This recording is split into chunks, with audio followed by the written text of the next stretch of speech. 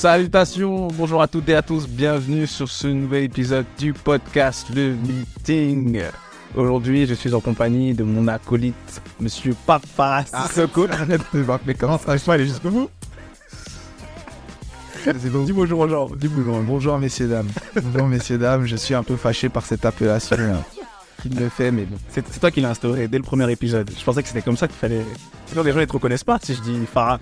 Faut dire Papa Sissoko, premier du nom. Aujourd'hui, je t'attraperai avec tes pulls Marvel.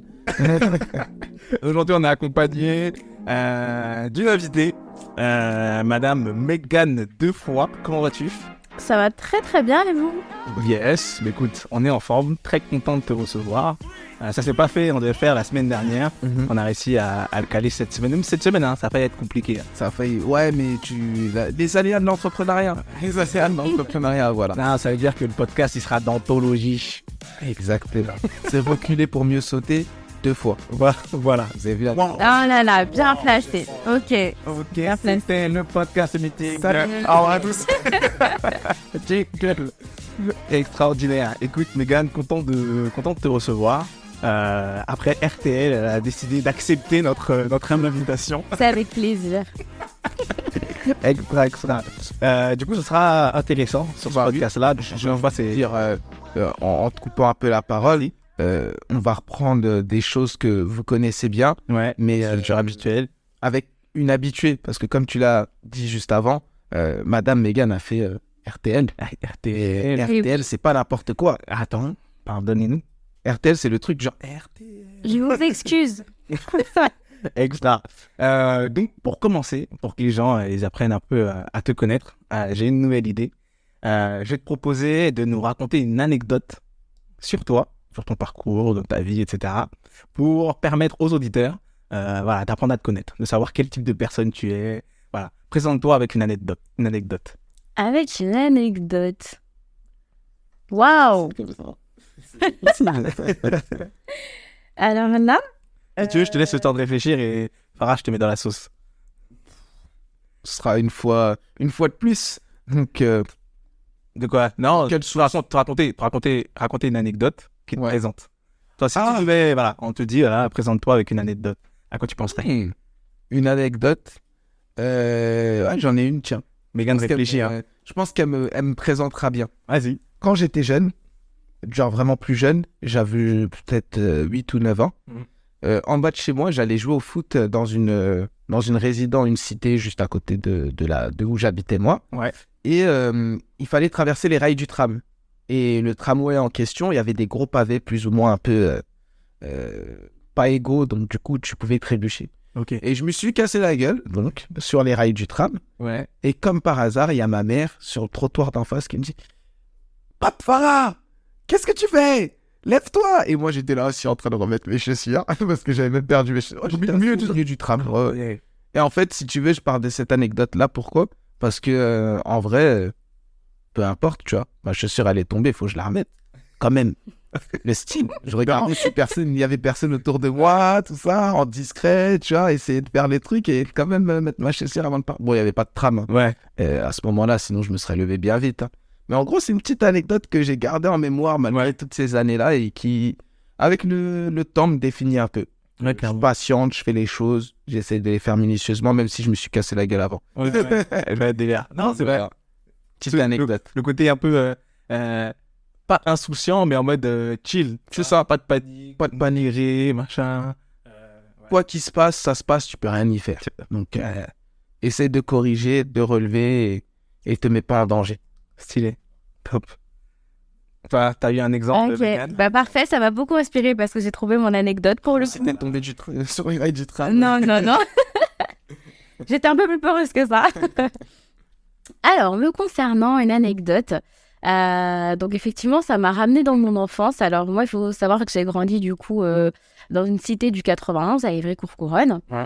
Et donc, du coup, c'est vrai que nos parents ont vraiment tenu à ce qu'on ait une éducation qui fait qu'on ne dérive pas. Parce que, bon, je pense que vous devez savoir, hein, dans la cité, ça peut aller très, très, très vite, autant pour les filles que les garçons. Et nous, en fait, on n'avait pas le droit de sortir. Clairement, c'était clair. On ne sortait pas. Et du coup, en fait, moi, je vivais au 11e étage. Et donc, je me souviens que moi, j'avais pour habitude... en tout cas, on n'avait pas le droit de sortir. Par contre, à la maison, on était privé d'aucune activité. On pouvait lire, on pouvait danser, on pouvait faire ce qu'on voulait. Vraiment... non, on ne pouvait pas inviter des gens. Bon, finalement, on ne pouvait pas faire tout ce qu'on voulait. Mais en tout cas, tant qu'on était à la maison avec nos cousins, c'était bon. Okay. Et du coup, moi, je me souviens que j'aimais beaucoup, en fait, lire. Mais je me posais à un endroit particulier. En fait, je m'asseyais sur le rebord. En fait, j'avais le rebord de ma fenêtre. Et je m'asseyais sur le rebord de ma fenêtre et je regardais par la fenêtre. Ok. Et en fait, j'étais persuadée que j'étais une princesse qui était enfermée dans un donjon. Et que, parce que bon, j'étais au 11e étage, et qu'un jour, quelqu'un viendrait me délivrer. Extra. Et en fait, j'ai grandi avec ça, de me dire en fait que j'étais quelqu'un de spécial, qu'un jour, quelqu'un allait me délivrer, ni comment, ou je sais pas, mais que en fait, j'étais enfermée dans une tour. Et bon, après, en grandissant, j'ai compris que la seule personne qui pouvait me délivrer, c'était moi-même. Ouais. Mais clairement, en tout cas, je pense que c'est quelque chose qui me représente bien. Bah écoute, l'image, elle est top. Hein. Et extra. L'image, elle est top. C'est trop cool. Assis au bord du suicide. Je vais t'appeler réponse. C'est ça, c'est exactement ça. Genre, ok. Très cool. Ah bah attends. Sauce partagée. 1, 2, monsieur. Ça vous intéresse? Ah bah, peut-être. Quand j'ai imaginé la question, moi, il y a une anecdote qui m'est venue tout de suite. C'est une anecdote que j'ai déjà racontée dans l'un des précédents podcasts. Donc, c'est la fois où j'ai eu mon premier stage, donc chez Bouygues.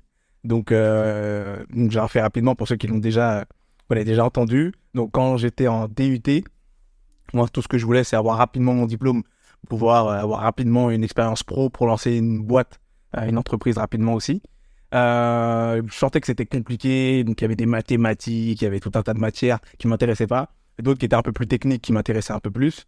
Donc j'avais prévu tout simplement de redoubler et refaire un BTS, parce que j'avais d'autres potes qui avaient fait un BTS après le DUT, et ils le faisaient les doigts dans le nez, donc je lui dis vas-y, c'est pas grave, je perds une année, mais tranquille. Et donc il y a un prof qui croit en moi et qui me dit continue, lâche pas le truc, etc. Donc ça me fait tenir un peu là-bas. Il faut savoir que je séchais tous les amphithéâtres. Je trouve que ça juste trop bon dire. Cher. Ouais, non, clairement. Il y a plein de monde, il y a un prof qui est loin là-bas, tu vois même pas sa tête. Ouais, tu fais des bonnes siestes dedans quand même. C'est pas faux.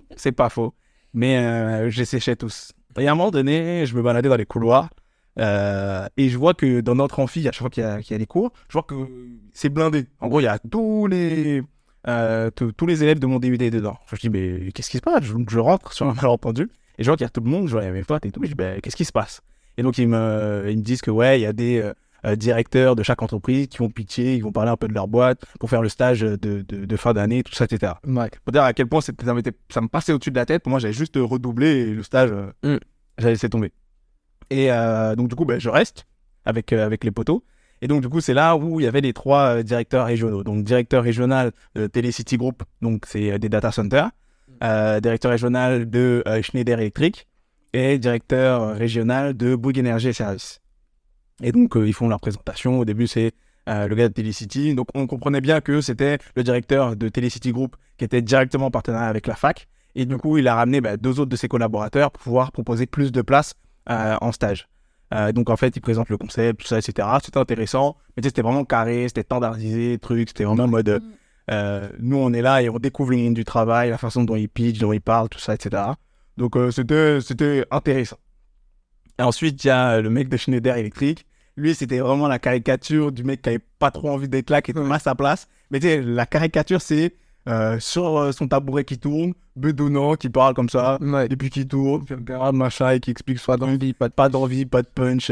En gros, venez, c'est bien, venez pas. Rien à cirer, ça change rien pour moi. Et enfin, le directeur régional de Bouygues Energy Services, lui, il fait une présentation extraordinaire, qui marquera toujours. C'est en mode, voilà, si vous avez l'âme d'un aventurier comme Indiana Jones, rejoignez-vous parce que vous allez faire ça. Si vous détestez l'injustice comme Batman, rejoignez-nous parce qu'il y a ci, il y a ça. Et il prenait en fait des personnages publics connus de bande dessinée ou autres pour mettre en avant un trait de caractère. Et il a dit, mais si ça vous ressemble, si cette valeur-là vous parle, rejoignez-nous parce qu'il se passe ça. Et là, je me prends une gifle. Je me dis, attends, il y a des adultes qui sont aussi cool que ça, tu vois. Dans le monde de travail, on peut rentrer dans des boîtes qui ont ce type de valeur-là. J'ai dit, attends, non, ça doit être trop stylé. Et donc, à la fin, ils expliquent un peu comment ça se passe. Et on allait avoir peut-être 2-3 semaines. On allait travailler à fond pour créer, enfin, pour faire nos CV, etc. Pour les 3 boîtes. Et donc, moi, je vois avec mon prof pour ne faire qu'un seul CV. Parce que moi, j'ai dit que je voulais faire mon stage soit chez Bouygues Energy Service et chez personne d'autre, quoi. Et donc, bon, ils m'ont tanné longtemps pour que je fasse les CV pour les 2 autres boîtes. Mais j'ai refusé parce que moi, il n'y avait que chez eux que je voulais aller. Et même à la fin, ils se sont fait refuser les 3. Et à la fin, j'ai pu faire mon stage chez Bouygues, même si j'ai été l'un des derniers à être sélectionné. Et donc, pourquoi cette anecdote-là me vient tout de suite? Parce que je suis quelqu'un de... Soit, on va dire, je suis têtu, tu vois, soit je suis extrêmement déterminé. C'est-à-dire que quand je prends une décision, quand je sélectionne un objectif, il n'y a rien qui peut me faire changer de voie. Tu peux me dire ou me donner tous les conseils que tu veux, que tu peux penser que c'est le mieux pour moi. Moi, je sais ce que je veux, je sais ce que je veux aller chercher. Donc, tu peux me raconter tout ce que tu veux, j'ai des œillères et je vais aller chercher ce que je veux. Ouais, je vois. Donc, voilà un peu mon anecdote. Voilà l'anecdote. Bah, ce premier tour de table était plutôt intéressant. On a appris un peu sur les personnalités de chacun. Et on va continuer un peu dans ça. Ouais. Mais on va prendre un de nos concepts les plus anciens. Ouais, de ouf. Qui est le photo game. Ouais, j'aime pas. T'aimes bien? Ah, ouais, j'allais dire, on n'est pas sûr du nom, mais. Oh, ça va. Il est pas mal, je trouve.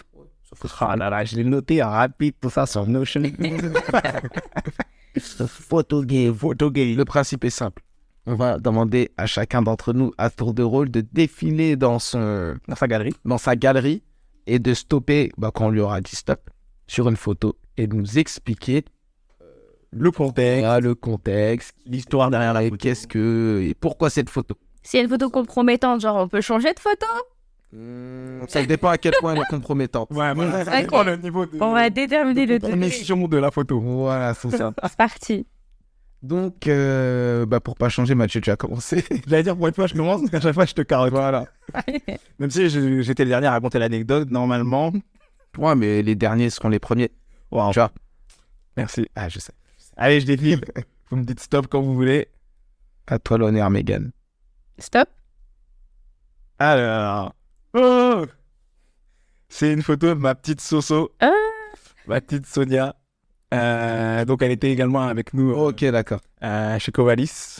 Donc, Sonia. Donc, sable dans ta photo, là. Ouais, on était à Dubaï Ok. et on faisait un... C'est quoi? C'était un trek, je crois. Ouais, un safari dans le désert. Voilà. Safari dans le désert. Donc, on était pas sur des quads, mais sur des espèces de jeeps là, pour rouler dans le désert. Ok, ça. d'accord. C'était sur toute une journée, toute une après-midi, je sais plus. Et on avait visité... en gros, c'était un côté un peu éducatif, donc ils nous apprenaient tout ce qu'il y avait dans le désert. Alors, un truc qui était archi intéressant. C'était un truc que j'ai retenu là-bas, c'était ça. Le mec qui le guide, quoi, tout simplement. Il nous disait qu'en fait, dans le désert, c'est ultra aride, c'est hyper sec, etc., etc. Mais en fait, quand tu regardes bien, il y a tout dans le désert pour pouvoir survivre. Il a dit, par exemple, si tu regardes bien les signes, si tu sais qu'il y a tel type de plante, c'est qu'il y a de l'eau pas loin et que si tu creuses, tu vas finir par trouver de l'eau. Ouais, ok. Si, par exemple, à cause du soleil, tu consommes plus d'énergie, donc tu es en manque de sucre, j'ai oublié c'est quoi le terme exact, mais en fait, si tu cherches bien, il y a un type de plante qui est gorgé de sucre et si tu le manges, tu peux survivre, tu vois. Ok. Et en fait, il me disait que tous les côtés arides, difficiles dans le désert, en fait, tu as des signes, ça peut être de la faune comme de la flore, qui peut te montrer de quelle manière tu peux survivre dans le désert. Et donc, cette complémentarité-là, moi, franchement, elle m'a rendu complètement dingue. Donc, ouais, journée extraordinaire. Et donc, j'avais pris en photo Sonia ce jour-là. Donc, c'était la fois, je crois, on avait été en juin, je crois. Ok. Ouais. Donc, en juin 2020 21, 2021. 2025. Ouais, 2020. D'accord. 2020. Ok. C'est pas si longtemps que ça. Hein. Ouais, non, ça va. Ok. Bon, bah, écoute. Aussi Photo game validé. Merci. Donc, madame, c'est ton tour de scroller. Et je de vous dire dis stop. Allez, Tu me dis quand je peux te dire stop, hein. Enfin. Je dois aller en bas ou tout en haut d'abord? Tu défiles. Je défile. Ok, vas-y. Mais attends, moi, je suis pas d'accord. Ouais, le stop. C'est quoi ces défilements là? Je dois aller vite ou je dois pas aller vite? T'as beaucoup de photos? Ouais. Arrête, tu défiles à fond. Plus on va loin, mieux c'est même. Ok, vas-y. Donc, défile. Stop. Ouais, ou plutôt que je... Ah, Bon, c'est une vidéo. Vas-y. C'est parti. Regarde la vidéo, t'inquiète. Regarde la vidéo. Alors, je suis avec une super ancienne amie. Ouais. Nous étions à Dubaï. Je sais pas ce qu'on racontait dans la vidéo. Je dois le mettre. Oui. Oui. Attendez. Bah écoutez en privé. On va partager. Juste pour m'éloigner. Regarde. C'est une ancienne amie? Alors, une amie de qui je n'ai peu de nouvelles aujourd'hui, mais que j'aimais beaucoup, avec qui on a passé de super souvenirs, mais je n'ai plus du tout de nouvelles. Et, de nouvelles? j'en ai pris. Ah. J'en ai pris. J'en ai pris, mais que je n'ai plus de nouvelles, bien évidemment. Et effectivement, en tout cas, on a passé de super moments. Et c'est vrai qu'en fait, à ce moment-là, ça m'avait fait super plaisir de la voir parce qu'il y avait le jour de l'an et mon anniversaire juste après. Et donc, du coup, effectivement, en fait, c'est ce genre d'amitié où, en fait, que tu sois en France ou à Dubaï, ben, en fait, elle te suit, quoi. Et donc, moi, je trouve ça fou. Parce que vous n'êtes pas partis ensemble ou Pas du tout. Ah, vous êtes Mais retrouvés pas comme ça du au tout. hasard sur place? Non, enfin, elle savait que j'étais à Dubaï, Ok. mais en fait, elle est venue parce qu'on y était, quoi. Ok. Ah ouais, j'avoue, quand même. Et franchement, ça, ce genre d'amitié-là, qui te suivent partout où tu vas, c'est ouf. Je vois. Mais c'est Stylé. stylé, franchement, j'ai rien à rajouter. En même temps, j'ai eu une information de ouf. Ouais, ça sonne après le podcast. Waouh. J'ai vu tes yeux. Ah non, après le podcast, on balance un zoom, on règle l'histoire tout de suite. Hein, j'ai envie de te mettre dans la sauce et en parler, mais je sais pas comment la tierce personne peut réagir. Ouais. Si je vais pas me mettre dans la sauce aussi. Attention, après le podcast. Waouh. Podcast, il y a un after. After podcast. On va créer un deuxième.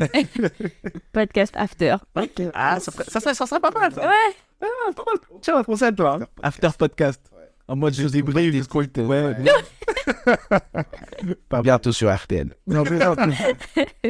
Ok. Vas-y, let's go, défile. Bon, attends, je reviens au début. Et là, je défile. Vas-y. Alors, je vais te laisser défiler parce que je crois que nous, on est dans les mêmes périodes, tu sais, 2020, 2021. Ouais, j'avoue. On remonte pas. Et là, oh merde, je suis toujours en 2022. Ah ouais.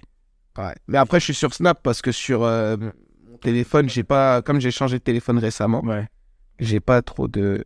Vas-y, Bon, là, je suis top, Megan. Wow. Stop, on aurait dû dire stop là. Ouais. Ah, bah écoute, c'est une vidéo Ok. particulière. En fait, je vous montre la vidéo. Il y a pas de son. Mais en fait, c'est. Je sais pas s'il y a du son. Ah, si, il y a du son. En fait, si tu veux, si vous voulez, je suis en train d'apprendre à un ami à moi, Ouais. à un proche à moi, à lire l'arabe. Parce qu'en fait, il avait une volonté d'apprendre une autre langue. Ok. Et étant donné que je lis, que j'écris, que je parle un peu l'arabe, donc du coup, il m'a demandé un peu comment je pouvais l'aider sur ce sujet-là. Et je lui faisais une petite vidéo où je lui disais, bah ça se prononce comme ci, ça s'écrit comme ça, l'histoire de la lettre, etc., etc. Donc en fait, je lui faisais un petit tuto, grosso modo, où je lui apprenais à lire les lettres avec les bons sons et ensuite à faire de l'assemblage de mots, de lettres pour faire des mots plutôt. Donc en gros, Comment toi t'as ça. appris? j'ai appris. Wow.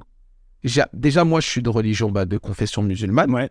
Et donc, du coup, dans un contexte très simple, c'est-à-dire, comme vous le savez ou non, cette religion est transcrite en arabe. Et donc, du coup, pour être au plus près du texte, au plus près de la compréhension, surtout dans les temps qui courent, et de ne pas avoir des versions dissonantes ou malveillantes. Réarrangé. Voilà. Donc, je me suis dit... Non, attends, c'est quoi? C'est remasterisé. Remasterisé, exactement. Je me suis dit, on va pas tourner autour du pot, on va aller à l'essentiel, on va apprendre l'arabe, comme ça, personne va me dire quoi que ce soit. Stylé. Donc, du coup, j'ai appris l'arabe. J'ai appris l'arabe, j'ai dû commencer peut-être en 2000...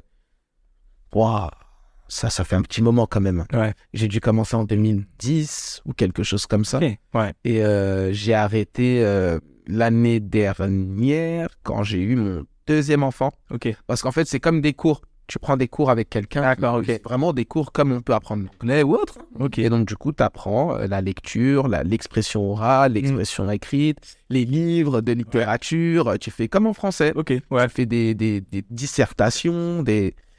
En fait, avec mon deuxième enfant, j'avais plus le temps de prendre les cours, en fait. Après, ça peut être une excuse ou non, mais moi, j'ai estimé que j'avais plus le temps. Ouais. Et donc, du coup, j'ai arrêté. Mais tu sens que déjà, t'as pu atteindre un certain objectif. Ah oui, Ouais, maintenant, ça te suffit ce que tu sais aujourd'hui. grosso modo, je parle anglais, même si Mathieu, il se moque toujours de mon accent. Mais C'est pas mon style, hein, Mégane. Pas du tout. je suis bilingue. Voilà, je suis bilingue. Mais mon bilingue, il est... T'es bilingue. Voilà, je suis bilingue. Voilà, je suis bilingue. Parce que mon anglais, il est très simple. Voilà. Je parle aussi espagnol. Ah, jamais entendu encore, hein, jamais eu cette Ouais, ouais, je sais. Je te le réserve pour quand on aura des meetings et des séminaires du côté de la Costa Brava. Allez. Et donc, du coup... Attends, si tu parles espagnol, t'es bilingue espagnol? Non, pas bilingue. Je me débrouille bien. Ok. Je suis pas bilingue. Et il va t'attendre au tournant. Hein. Ouais, non, je suis pas bilingue. Si tu dis bilingue. Non, Je demande des précisions. je dirais avant de tirer intermédiaire plus, tu vois. Que je sais m'exprimer en espagnol. Ce que je te dis en français, mis à part les blagues ou autres, je sais le faire en espagnol. Ok. Mais de manière simple. Ok. Et du coup, ma langue du côté de mes parents, donc ma langue d'origine, mis à part le français, c'est le Wolof. Donc je parle le Wolof qui vient du Sénégal. Et je parle du coup l'arabe. Ok. De style moins longtemps, mais parce que l'anglais et l'espagnol, c'est de l'école et puis, Ouais. puis après de voyage et autres, et de films ou de musique ou de... Et l'arabe, par contre, je l'ai appris tard. Ouais. Et mine de rien, ça va, je me débrouille aussi bien, un peu moins bien que l'espagnol, mais presque. Pas loin. Ok. En tout cas, en expression.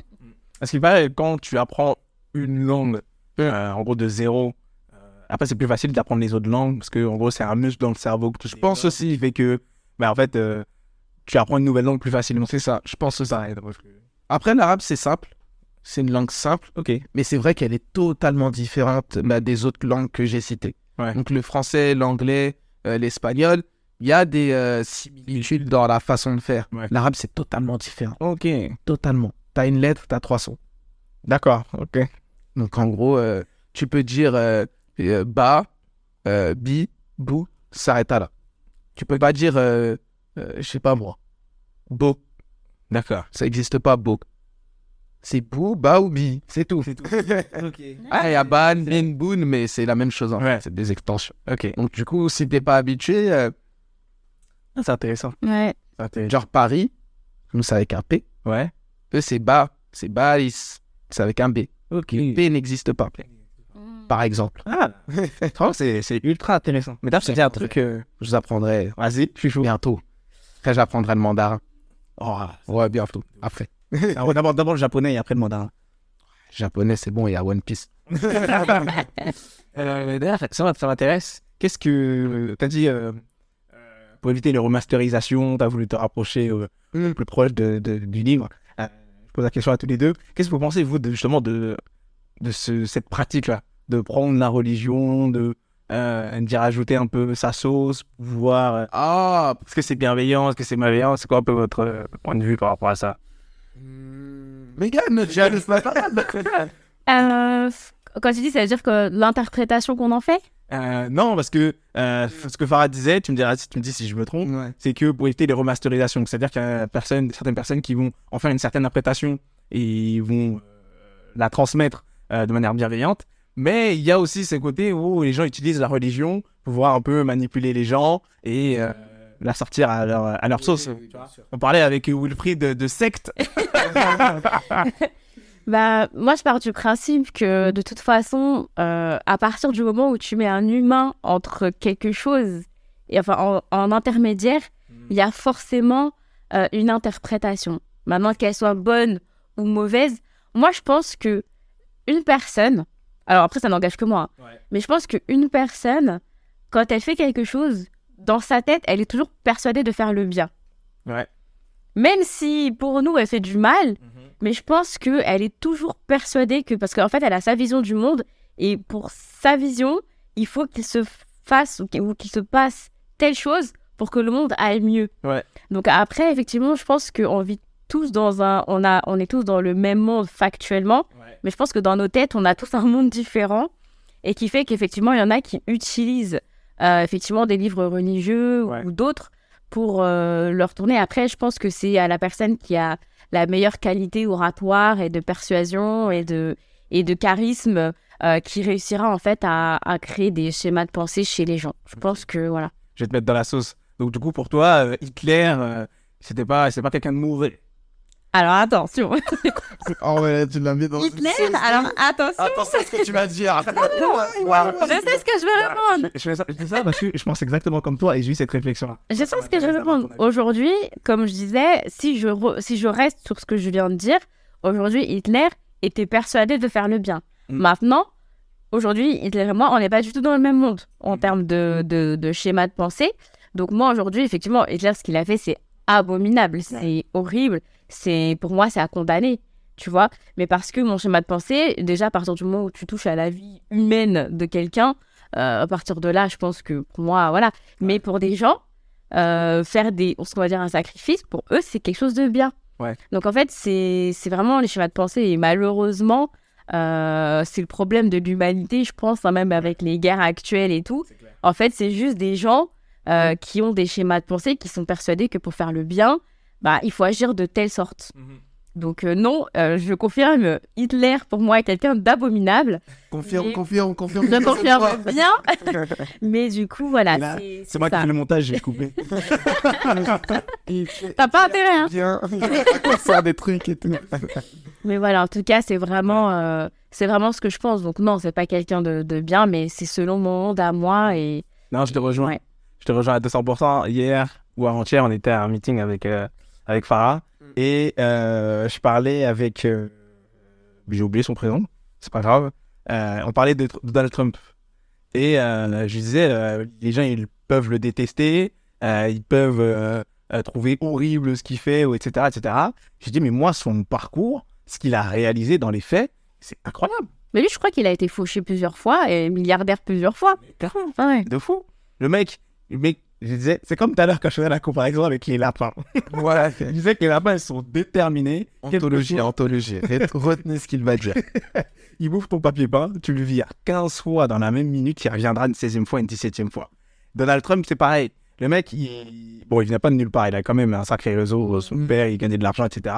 Mais comme tu l'as dit, il a été fauché plusieurs fois, il a touché le succès plusieurs fois. Donc le mec, il est déter. Il a réussi à devenir le président. Tout le monde disait, c'est mort, c'est foutu, t'es mal le gars, je sais pas quoi. Le gars est devenu président, d'accord? Il s'est fait jeter, il s'est fait laminer, il a eu des procès, il a fait des dingueries, je sais pas quoi. Le gars se représente. Ouais, et il va peut-être gagner en plus. Le gars se représente. Mm. Il a ce trait de caractère, ce mindset qui est juste incroyable. Le mindset des lapins. Retenez bien Le ça. mindset La persévérance. C'est ça. Persévérance des lapins. Exactement. Donc ouais, non, franchement, je te rejoins à 200% là-dessus.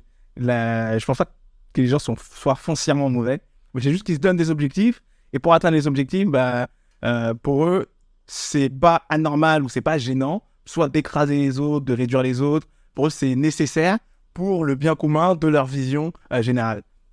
C'est particulier comme vision, mais je peux le concevoir. On se refait un tour? Ouais. Allez, Ouais, let's go. ouais, un dernier tour et ensuite on passe À la suite. Un tour de quoi? photos. Ouais. Ah Je présente le mec.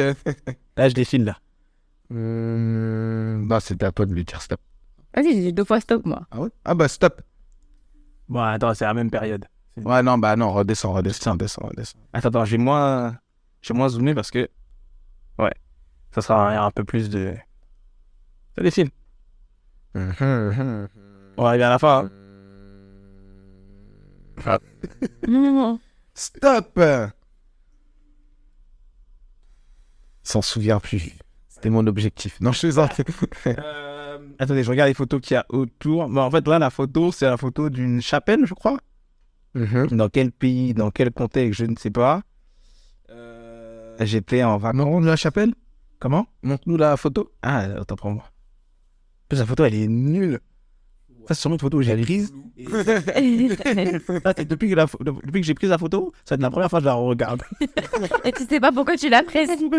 Ah, la chapelle, je pense pas que ce soit dans le coin, en tout cas. 13 août 2020. Ouh, 2020. Je sais. J'étais en Grèce Ok. avec madame. J'étais en Grèce avec madame. On a dû visiter un château. Ok. D'accord. Stylé le château. Ouais, il est stylé le château.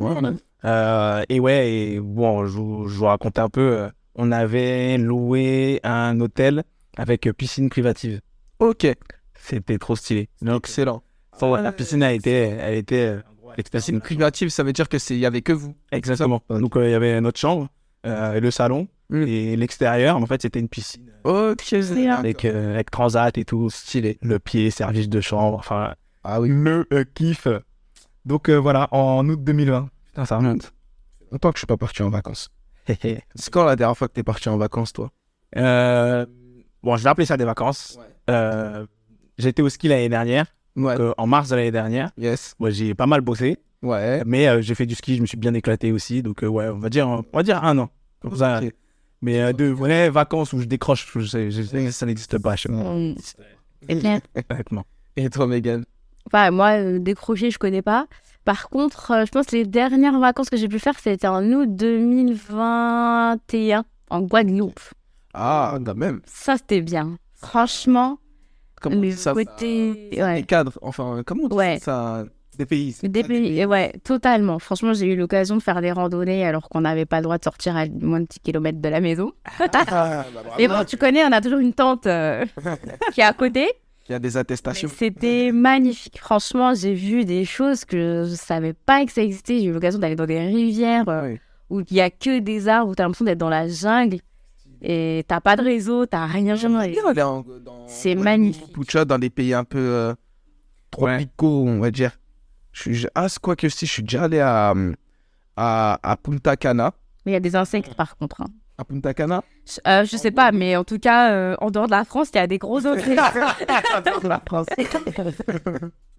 T'as eu à affronter des créatures. Ah, ne m'en parle pas. Les araignées en Guadeloupe, c'était quelque chose. Sérieux? Ah ouais. Genre des vraies araignées. Ah ouais. Disclaimer. Non. Il y a des gens qui vont écouter le podcast, Ouais. vegan. Ouais. On a un syndrome. Ok. Non. D'un syndrome de l'exagération. Ok. D'accord. Elle va avoir un tout petit truc comme ça, elle va Je paniquer, t'assure. elle va crier, elle va appeler le GIGN. J'ai des témoins. la police. Il y avait une araignée, elle était plus grosse que ma main, je vous jure. Ah ouais, carrément. Alors que la paume de ma main. Mais c'est déjà ça. C'est déjà ça. Bon, le nôtre, on pousse ça. J'aimerais bien vous voir, moi. Face à cette araignée. Non, les araignées. Ah, j'avoue, les araignées. Bon, après, j'ai pas spécialement de phobie de ce type-là. Ouais, non, moi non plus. J'ai pas. Juste, ce qui me saoule avec les araignées, c'est qu'elles sont agiles. Et quand tu les buter, des fois, elles sautent. Elles sont rapides, hein. Et ça, c'est relou. C'est juste ça qui te. Quel genre d'araignée ça? Elle saute. Et ça saute. Quand tu vas essayer de la taper là, Ouais. elle va essayer de sauter, machin. Tu mens. Des fois, elle a des enfants. Des araignées comme ça. Arrête. Elle a des enfants avec elle. Ah, mais est-ce que les enfants ils t'attaquent? Ah non, mais tu sais, ça, ces enfants. Ça se démultiplie. Pardon. Mais oui, ça sort de la maman, donc ça fait plein de trucs. Non, ça donne- Chers auditeurs, chères Non, mais auditrices, les ces araignées. deux personnes ont des araignées bizarres. Vous avez- Des araignées mutantes. Bah, allez, voyagez, vous allez voir. Ouais, y a tout ça. Moi, j'ai déjà entendu les cafards mutants. Genre, tu les tapes, tu crois qu'ils sont morts, mais ils sont pas morts. Ouais, c'est très résistant. Ouais, Ouais. c'est ultra résistant. Ouais, t'as- Mais genre, tu lui mets le coup de ta vie, hein. Tu prends la chaussure. Waouh, tu vois même limite le truc, il est éclaté. Il y a un peu des trucs qui sortent du cafard. Tu tournes, tu dis, vas-y, c'est bon, je l'ai tué et tout. Tu Il est dois plus là. prendre un mouchoir, le jeter. Il est plus là. Ouais, tu le vois en train de se balader ailleurs, comme ça. Incroyable, incroyable. Mais bon. Regarde, your turn. Mon tour, galerie. Allez, c'est parti. Allez, vas-y. Qui me dit stop? Et stop. C'est le choix de Wilfried et moi. Introduis-nous, Wilfried. Qui est Wilfried? Qui est Wilfried? C'est celui qui a grand égayé mes jours. C'est celui qui t'a sorti du 11e étage. Exactement. C'est le prince. Mon prince charmant. Donc oui. C'est qui le bouc de réponse? Comment il s'appelle? Je sais pas du tout. Genre une cas de réponse. Ouais. Donc là, Wilfried va se voir attribuer un nom. Ah oui, bah attends, obligé. Ah, Flynn. Flynn. Bah, c'est bizarre comme nom. Flynn Rider. Ah, Flynn Rider. Ouais. Flynn Rider, Wilfried. Il y a des mecs Y qui a se aucun ressemblent. lien. Les mecs qui essayent de faire Ok, donc réponse est Flynn, c'est bon. Alors, le contexte de cette photo, c'est que du coup... Alors, franchement, il faut que je raconte cette anecdote. Désolée, mais elle est vraiment trop mignonne. En fait, Wilfried, il faut savoir qu'il n'avait jamais pris l'avion. Et moi, j'étais à Dubaï. Et je vivais un temps difficile à ce moment-là. Et en fait, il m'a dit, c'est bon, j'arrive. Genre, il a dit, j'arrive. Donc moi, j'étais là, je l'ai pas pris ça. Je me suis dit, mais attends, t'as jamais pris l'avion. En plus, il avait peur du vide et tout. Et là, il me dit, je viens. Et donc, du coup, vraiment, en fait, moi, je me rappelle, j'avais passé 4 jours. J'avais la chance d'être bookée sur un événement, le Formule 1 d'Abu Dhabi. Ok. Donc, en fait, pendant 4 jours, j'ai fait les allers-retours Abu Dhabi, Dubaï. J'étais éclatée comme jamais. Mais c'était une expérience de fou. Ok. Et donc, du coup, en rentrant de Abu Dhabi, je pense qu'il devait être peut-être 5 heures du matin. Lui, il atterrissait à 7 heures. Ouais. Je me suis dit, vas-y, je dors pas, comme ça, voilà. Mais bon, j'étais éclatée. Donc, qu'est-ce que j'ai fait? J'ai dormi. Je suis rentrée, mais... Et en fait, je l'ai attendu. Je suis allée chercher à l'aéroport. Et en fait, moi, mes premières choses que je voulais faire, c'était lui faire découvrir Dubaï. Donc, une des premières choses où j'ai fait, donc cette photo, elle a été prise à l'hôtel Oryxos. Donc, Mathieu, que tu connais très bien. Oh yeah. Au Godiva. Et donc, en fait, voilà, c'était un café et je lui ai dit que j'avais vécu ici plusieurs mois et que c'était pour moi la maison à Dubaï. Et donc, je l'avais emmené au Godiva manger un dessert que Mathieu aime beaucoup. Ouh là là, j'allais te demander, là, est-ce que vous l'avez pris? Bien sûr, on l'a pris, on l'a eu. Ah ouais. Mon gars, à chaque fois que je commandais ce dessert, je sais pas, ils avaient quelque chose contre moi. Comme on servait un truc complètement différent. Sérieux? Mais c'est un truc de fou. Je prenais la carte. Il a montré la photo. Je prends la photo. Et I want this. I want this. Il y a la photo, tu veux pas te tromper. Ouais. Ils me servent un truc, pas de chocolat. Il y a du café. Non, c'est pas ça que je veux. J'ai commandé 3 fois. Ils m'ont donné 3 trucs différents. Je vous montre la photo. Megan, elle arrive. I want this. Elle aime pas d'accent anglais. Ils lui servent le bon truc. Parce que t'avais pas le sourire. Il y a un mec qui ça. Là, tu les as menacés, ils ont dit non, lui, on va pas lui donner ce qu'il veut. C'est un truc de... Et c'est pas une fois, hein. C'est toutes les fois que j'allais, je me battais. Et du coup, je demandais à Megan, Sonia ou autre de commander pour moi, pour que j'ai mon... Ok, d'accord, je vois le truc. Incroyable. Ok, du coup, photo sur ce lieu. Voilà, et donc du coup, on nous a pris en photo et l'Oryxos, c'est génial. Si vous allez à Dubaï, allez au Oryxos. Au Rexos. En tout cas, c'est super sympa en tout cas. Ouais, franchement, C'est bon. C'est pas trop romantique. Faut que C'est romantique. Non. Finn comme Rider. Il a traversé le monde. Il a pris l'avion. Flynn Rider, il est classieux. Tu vois, c'est qui le mec avec son petit pull sans manche bleu, là, petite chemise blanche, machin. Ouais, bleu ou vert, là. Ouais, un peu stock, tout ça. C'est un voleur, mais... C'est un voleur, ouais. Mais ça devient un mec bien. Ouais, c'est ça. Parce que voilà. Ah ouais, c'est vrai, ça, cette anecdote. Hein? Une frite. Non, mais ouais, franchement, stylé. Moi, je sais pas si je suis capable de faire ça. Je sais pas. Dire, t'as peur de quelque chose. Déjà, t'es pas à l'aise avec un truc. Ouais. Et le faire pour... Après, tu sais... Quand tu veux gérer la go... Mais il m'avait déjà géré, là. Ah, vous étiez déjà ensemble? On était déjà ensemble, ça faisait 2 mois qu'on s'était pas vus. Ah, moi, j'aurais payé son billet, je dis, viens. Moi, j'aurais dit, c'est quoi ces histoires? Qui t'a envoyé là-bas? Je serais pas allé, moi. On se fait un visio, si tu veux. On parle. Mais ouf. Non, cher, respect. Ah, bien vu. Je note. Voilà, j'ai trouvé mon prince qui est venu me délivrer. Finn. Green Rider. Ouais, écoute. Attends, moi, le dernier du dernier. Oui. Attendez que je me remette sur mon... Monsieur le premier. Je commence à défiler parce qu'il y a 45 milliards de trucs. Allez. Ah non, j'ai bien défilé là. Oh là là. Allez, bah vas-y, stop. Je suis arrivé en 2019. Tu m'as dit stop. Alors, qu'est-ce que je raconte de beau? Si ça marche, hein, ça. Wow. Encore une vidéo. Ça sent les vacances, hein? Ah ouais. Laisse un peu le son. Ouais. Ah là. Bon, je pense que tu vois de loin. Qu'est-ce qui se passe? Moi, j'ai vu le ciel bleu. Un saut. Oh non, c'est pas ça, attends. Voilà, déjà, il y a ma tête au début. Oh, il est belle après. Mhm. Où là? Ouais, j'étais à Punta Cana. Comme par hasard, t'en parlais. C'est mes dernières vraies vacances. Mes dernières vraies vacances où j'ai décroché, j'avais rien. J'étais salarié, mis à part le salariat. Ouais. J'avais une activité que j'avais pas encore comme 2018. J'allais commencer. Après ça, Ok. j'avais déjà commencé à bosser dessus. 2018. Novembre 2018. En plein hiver, j'étais au soleil sous les palmiers. Avec un petit Ah ouais. verre de je ne sais même pas ce que c'était. Ils m'ont dit, ouais, boisson. J'ai dit, gratos. Tu vois, ouais, c'est. C'est ça ton niveau d'espagnol. Attends, mais non, gratos. Non, ça aussi, ça c'était non. Ça c'était mon espagnol chez débrouillard. D'accord. En sortant de là-bas, tu vois, je l'ai amélioré, tu vois. Ok, d'accord. Ah, tu t'es projeté à ton niveau de l'époque. Ah, tu vois ou pas? L'adaptation. Excuse-moi. Parce qu'après, à la fin du voyage, tu vois, je lui disais, quiero comprar una boisson. Boisson. Boisson.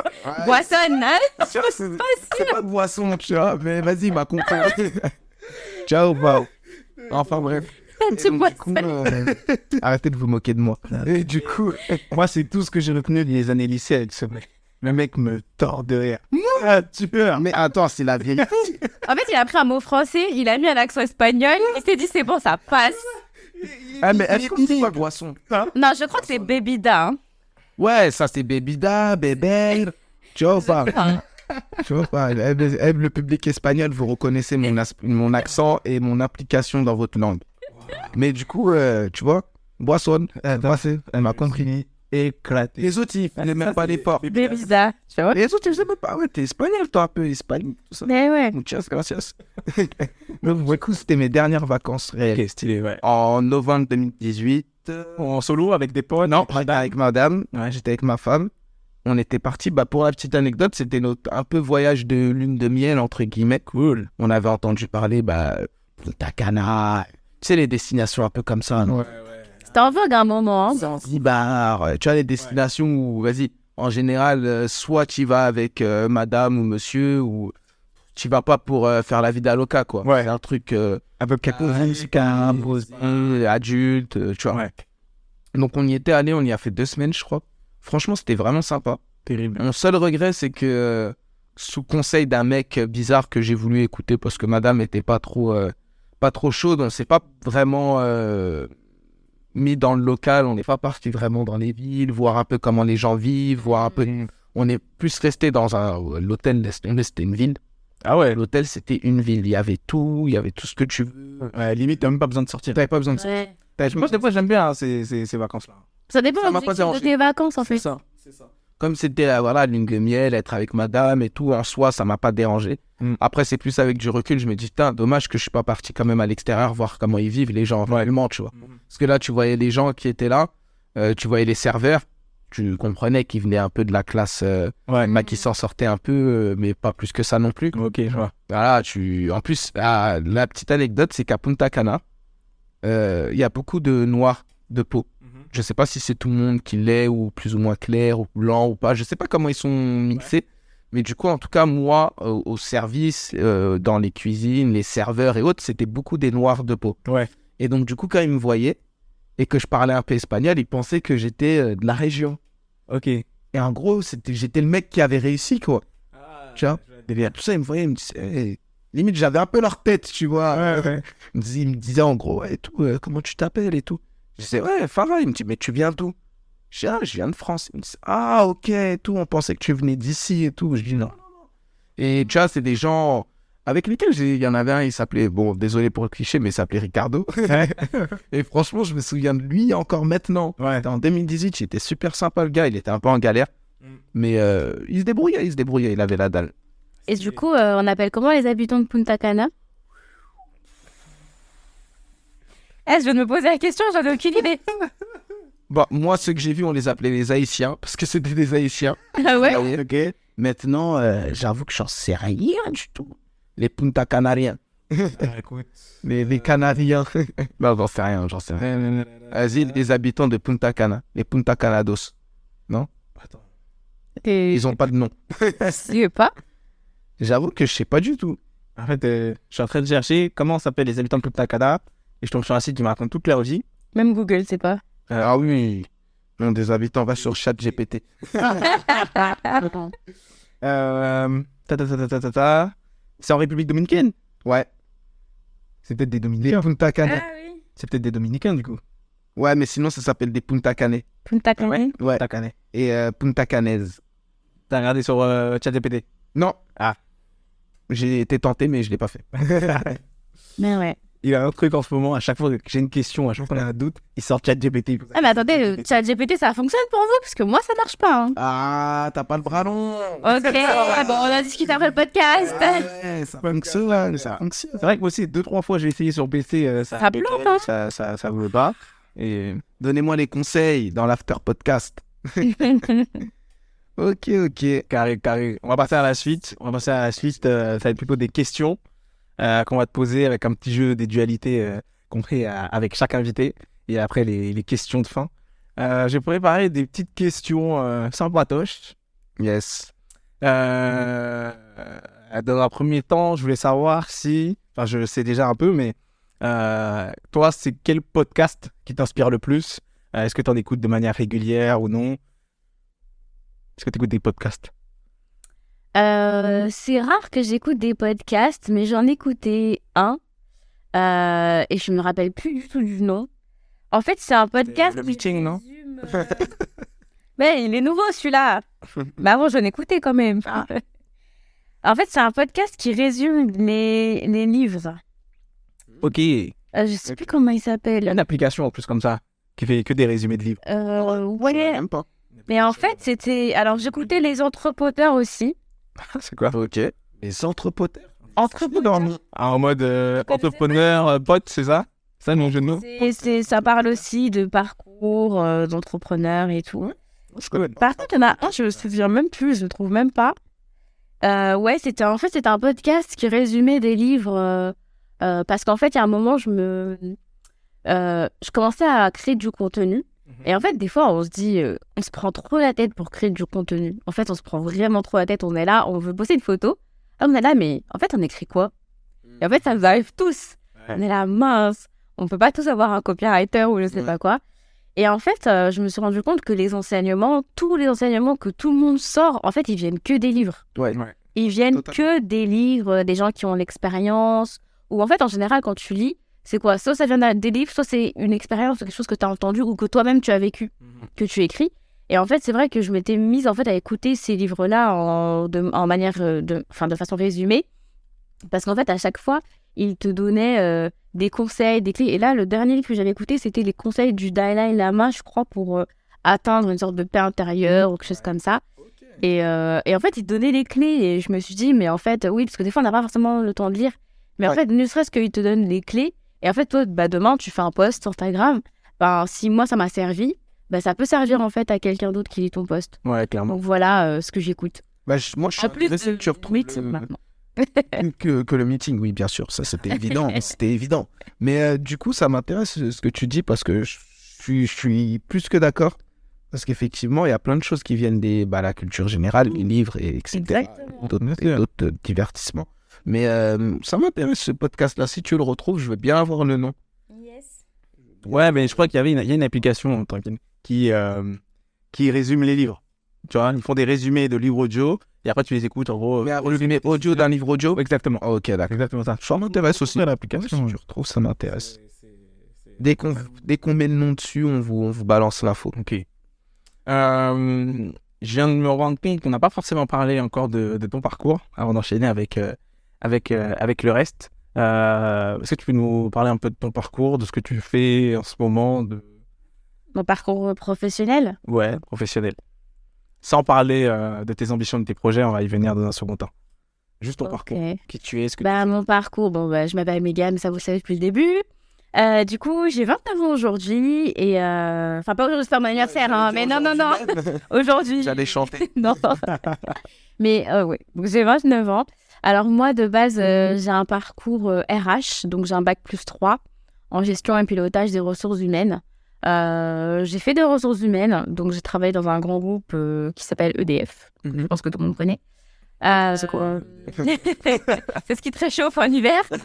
Ça dépend. Enfin, ça dépend pour qui. 19 degrés, ça dépend. C'est ce qui était censé te réchauffer. Et en fait, ça m'a pas du tout plu. Et en fait, du coup, une fois que j'ai été diplômée, j'ai connu 5 mois de chômage. Franchement, c'était chaud. Bon, j'avoue, j'ai regardé toutes les saisons de Pretty Little d'ailleurs.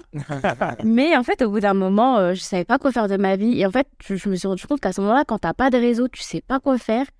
tu postules. Et en fait, à cette époque-là, en tout cas, les RH, c'était un secteur très bouché. Et tu pouvais vraiment rentrer que par piston. Moi-même, à EDF, j'étais rentrée par piston. Et c'est là où je me suis rendu compte que le réseau était très important. Et après 5 mois de chômage, j'ai trouvé une copine, en fait, du collège qui avait mis une annonce. Si tu cherches du travail, contacte-moi. Et donc, du coup, je l'ai contactée, j'ai dit moi. Et en fait, elle m'a dit, va à tel endroit, c'est à Courbevoie. Tu dis que tu viens de ma part. Je savais pas du tout où j'allais. J'ai dit, ok. Elle m'a dit, vas-y avec un CV. Et en fait, c'est une boîte d'intérim. Bon, elle aurait pu me le dire, hein, mais voilà. Et en fait, c'est là que j'ai trouvé un poste à Carrefour. Qui était genre franchement à tout casser hein.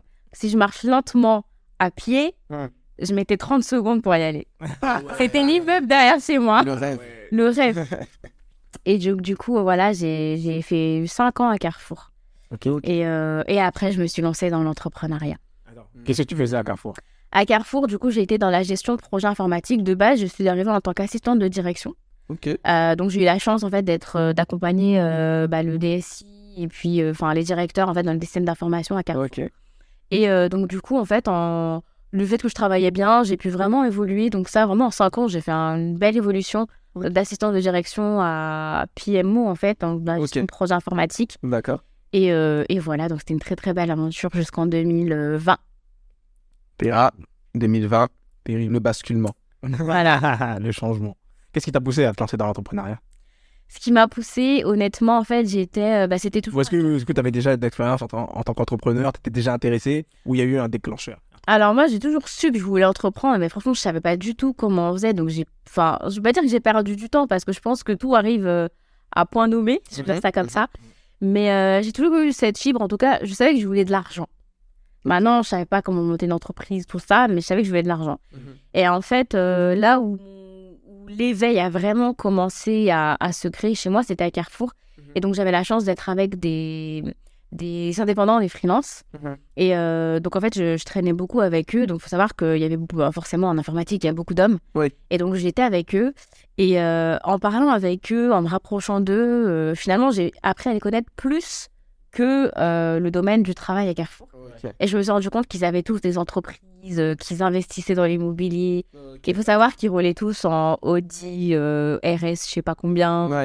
Enfin bref, voilà, ils avaient tous des très belles voitures. Je me rappelle même qu'il y en a un qui songeait à acheter une Lamborghini. Et là, je me suis dit, ok, donc en fait, encore mieux, moi, je suis quelqu'un qui adore manger. Ils allaient tous les jours au restaurant. Moi, j'avais pas les moyens. Et à chaque fois, ils disaient, vas-y, viens, Mégane, on t'invite. Et toi, donc moi, cette vie, si vous insistez. Ah non, mais moi, franchement, j'y allais. Hein. Je vais dans la Lamborghini. C'est parfait, ça. Et du coup, franchement, en tout cas, avec eux, j'ai beaucoup appris. Je leur ai posé beaucoup de questions. Et les premières choses, en tout cas, c'est que je leur ai dit, écoutez, moi, j'ai pas d'héritage, j'ai pas d'argent, je viens de la banlieue. Mais ce qui est sûr, c'est que vous savez ce que je veux. Et dites-moi comment vous faites. Et en fait, à chaque fois, je posais plein de questions à toutes les personnes que je pouvais croiser. Et c'est comme ça qu'ils m'ont dit, écoute, Mégane, on va te donner ta première chance. Nous, toi, t'es super douée en administratif. Nous, on déteste ça. Donc, crée ton auto-entreprise. Et du coup, on va te donner notre administratif de toutes nos sociétés. Ah ouais, lourd. Et donc, du coup, c'est comme ça que j'ai... En fait, ça s'est un peu imposé à moi. Et c'est comme ça qu'après, je suis rentrée dedans. Après, j'ai découvert l'événementiel en tant que danseuse et tout. Et voilà, après, petit à petit, j'ai fait mon chemin. Toi aussi, la danse. J'attendais la réaction. Bah oui. Tu connais que des danseurs et des danseuses, là. Mais non, c'est Bruce, la sœur Chérine. Chérine, c'est une danseuse. C'est la même mif. Bah oui, entreprise familiale. On a grandi dans l'événementiel. Nous, nos parents ont toujours été dans l'événementiel. Donc, pour ceux qui n'ont pas capté, j'explique aussi un peu. Bref, pour ceux qui n'ont pas capté, voilà, Chérine, voilà, je me perds. Mégane est la sœur de Chérine qu'on a eu dans l'épisode numéro... Ouh, blablabla. numéro. Dans un des précédents podcasts. C'est pour ça qu'elle est aussi très affiliée à la danse, à l'événementiel. Exactement. Et Chérine a aussi parlé d'entreprises familiales, de traiteurs, etc. et de projets familiaux, d'investissement immobilier familial. Donc voilà. Mégane fait partie. Je suis une autre pièce du projet. Ok. C'est pour ça que j'ai pas forcément insisté dessus vu qu'on a bien approfondi avec Chérine. Bien sûr. Donc voilà. Ok. les connexions se font, comme on dit. Bah, t'as fait quand même pas mal de choses. C'est pas rien, franchement. C'est ton expérience, c'est vraiment très très bien rempli. Hein. Je dis ça, bah, tu l'as remarqué depuis tout à l'heure qu'on parle. Je suis assez brut de décoffrage, donc c'est venu dans ma tête et je le dis. Mais franchement, chapeau. Mais en parlant d'expérience, est-ce que tu pourrais nous raconter ton expérience la plus folle? Tu vois, l'expérience la plus... En gros, c'est une dinguerie. Une expérience qui t'aurait marqué, que tu aurais juste vécu par la force des choses, ou qui t'a le plus appris, tu vois, Dans l'entrepreneuriat, de manière générale. mon expérience... Moi, j'estime que les expériences dans l'entrepreneuriat ou perso, t'en retires... J'en ai fait des dingueries, hein. J'en ai fait, hein. Sélectionne genre une Balance. qui t'a le plus marqué. La plus ouf. La plus ouf. Ouais. Oh là là. Attends, on peut mettre pause le temps que je fais ça. Qu'est-ce que je peux sélectionner comme expérience? Ouais, je pense que l'expérience la plus folle que j'ai faite, en fait, qui m'a permis de garder les pieds sur terre, ça a été mon voyage en Jamaïque. Je pense que ce voyage, il m'a changé. Alors, je vous explique un peu le contexte. Et je pense que c'est ce qui me permet aussi à Dubaï de garder les pieds sur terre. Ok. En fait, en Jamaïque, j'y suis allée dans un contexte de danse. Donc moi, j'adore la dancehall. C'est vraiment tout ce qui est dancehall et reggae. Enfin, j'aime beaucoup, en tout cas. Bon, il y a une partie de la dancehall qui est un peu olé olé, mais en tout cas, voilà. En fait, il y a une vraie histoire. Et c'est ça que j'aime. Et du coup, moi, je me suis dit, allez, autant aller à la racine. Et du coup, partir en Jamaïque. Et donc, en fait, j'avais donc une copine qui a eu le titre de Dancehall Queen en France. Elle a organisé... C'est toujours ta copine ou c'est une ancienne copine? Oui, non. Franchement, bon, ça fait 30 ans qu'on ne s'est pas parlé, mais c'est quelqu'un que j'affectionne beaucoup. Et en fait, elle a organisé son camp de danse et j'ai dit, OK, vas-y, on le fait. Ok. Et du coup, donc, je me rappelle, c'était en février 2019. Et en fait, on part en Jamaïque. Et honnêtement, moi, tu vois, quand on se dit Kingston, toi, tu te dis, mais en fait, t'as l'impression que c'est un truc de fou, Kingston. Bah, c'est un truc de fou. Et en fait, mais dans le sens où tu sais, tu dis, ouais, c'est dangereux. Enfin, en fait, on a vraiment l'impression que c'est... Enfin, je sais pas, moi, Kingston, quand je pense à ça, c'est genre, je pourrais pas en ressortir vivant, tu sais pas ce qu'il y a là-bas. Des trucs comme Harlem, voilà. c'est dur. Et c'est vraiment ça. Et c'est vraiment ça. Mais en fait, le fait que tu te retrouves, en fait, le fait d'être dans un contexte de danse, tu es assez protégé. En fait, je veux dire que j'ai vécu dans un 20 jours, dis-toi que j'ai pas vu un seul touriste. Ok. Et j'étais vraiment au cœur de Kingston, au cœur de la Jamaïque. Les encore comme par hasard, hier, je montrais à Wilfried sur YouTube les soirées en Jamaïque. Et en fait, ce que j'ai vécu là-bas, pour vous dire pourquoi c'est fou, c'est que déjà, je me rappelle très bien, premier cours de danse que je fais, on se retrouve dans un quartier. Et donc, il faut savoir une chose. Donc, en fait, à Kingston, vous avez plusieurs quartiers, mais qui sont assez barricadés parce que en fait, ça peut partir très vite en guerre. En coup de feu. Et en fait, vous avez l'entrée du quartier, en fait. Et en fait, cette entrée du quartier-là, en fait, tout le monde est là, tout le monde est posé et tout. Et en fait, en général, les danseurs sont bien vus parce qu'en fait, les danseurs, ils se font booker à l'étranger. Mais cet argent-là qu'ils gagnent, c'est pour la vie du quartier. Donc, ils ramènent l'eau, l'électricité, ils achètent des trucs dont les gens ont besoin, en fait. Donc, voilà. Mais en fait, nous, en tant que touristes, on n'a pas forcément le droit d'aller s'enfoncer dans les maisons, mais tu restes à l'entrée du quartier. Mais en fait, et c'est là qu'on prenait nos cours de danse. Moi, j'imaginais les cours de danse, moi, j'ai cru que j'allais aller dans des salles de danse, climatisées et tout. Non, en fait, tu danses dans la rue. Tu danses dans la rue. Et en fait, ces gens-là, des fois, t'avais envie d'aller aux toilettes et tout. Et donc, du coup, t'étais obligé de rentrer chez eux. Et en fait, tu te rends compte que ces gens-là, tu vois sur Instagram, ils ont 100 000 followers, ils voyagent et tout. Et en fait, quand tu vas chez eux, ils n'ont pas d'eau, ils n'ont pas d'électricité, ils vivent avec peu. Et en fait, c'est cette humilité que j'ai vue là-bas. Et pour moi, ça a été une expérience de fou parce qu'aujourd'hui, je me suis dit, en fait, ça m'aide vraiment à garder les pieds sur terre parce que dans l'entrepreneuriat, même quand on va à Dubaï, ça n'a rien à voir, ça a des mesures totales. Et en fait, tu dis, mais en fait, aujourd'hui, tu as la vraie vie et en fait, il y a des valeurs qui sont très importantes. C'est que peu importe que tu aies de l'argent ou que tu n'aies pas d'argent ou que voilà, en fait, c'est cette façon de donner et d'essayer de faire le bien, comme on disait tout à l'heure. Et ça, pour moi, ça a été l'expérience la plus folle et humaine que j'ai parce que en même temps, j'avais archi peur. Et en fait, un jour, on a dansé dans un quartier et on s'est pas rendu compte. Mais en fait, déjà, il y avait beaucoup de militaires et tout. Et en fait, quand j'ai posé la question, on m'avait dit que c'est parce que c'était un quartier les plus sensibles de Kingston. Et en fait, à un moment donné, je me souviens, mon amie, nous, on était en train de s'ambiancer, on dansait avec des enfants, c'était ouf. Ouais. Et là, elle fait, on rentre. Non, ok. Et là, je fais, qu'est-ce qui se passe? Et là, elle fait, on rentre maintenant. Moi, je comprenais pas. Et en fait, ce qu'on se rendait pas compte, c'était que la nuit était en train de tomber. Et donc, du coup, t'avais des gens qui commençaient à approcher et des gens qui étaient peut-être pas forcément bien intentionnés. Mais toi, t'es là, t'es dans l'ambiance, à Danesto, tu danses et tout. T'es en train de vivre le moment. Et en fait, tu te rends pas compte autour de toi de ce qui peut arriver. Donc, en fait, c'est vrai que j'étais, moi, dans un mood assez naïf. Ouais. Mais c'était une expérience très folle, mais enrichissante et humaine. J'avoue, Kingston, ça doit être... Ouais. Ouais. Tu sais, quand on dit... nous, on a une rue à Saint-Denis. Moi, j'ai grandi à Saint-Denis. Et on a une rue qui s'appelle la rue de la République. Il y a une tangente à cette rue-là.